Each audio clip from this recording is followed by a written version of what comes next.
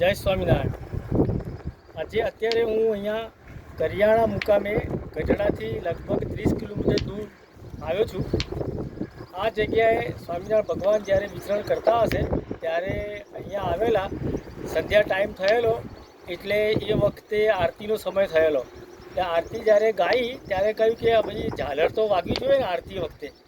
એટલે મહારાજે એવું કહ્યું કે આ પથ્થરો છે, એમાં આ પથ્થર ઉપર તમે વગાડો તો ઝાલર જેવો અવાજ આવશે। હું અત્યારે અહીંયા બીજા ઘણા બધા પથ્થરો છે, બહુ મોટા મોટા પથ્થરો છે, એટલે આ પથ્થર ઉપર જે ઝાલરીયો પથ્થર કહેવાય છે એના ઉપર હું અત્યારે આરતીની જે વગાડીશ ત્યારે ખ્યાલ આવશે કે એમાંથી કેવો નગારા જેવો જ અવાજ આવે છે કે ઝાલર જેવો અવાજ આવે છે।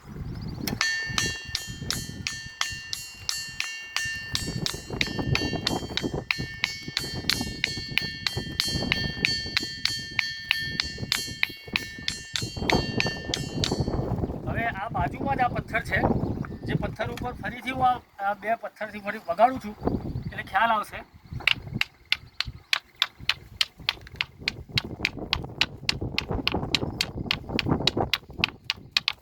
આવા બીજા ઘણા બધા આજુબાજુ પથ્થરો આવેલા છે, આ પથ્થર ઉપર હું વગાડું છું।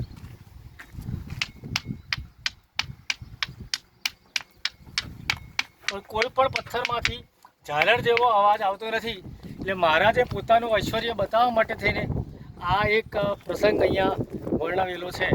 એટલે આ કારિયાળી ગામ ગઢડાથી લગભગ 30 કિલોમીટર દૂર ગોંડલ રોડ ઉપર આવેલું છે। જય સ્વામિનારાયણ।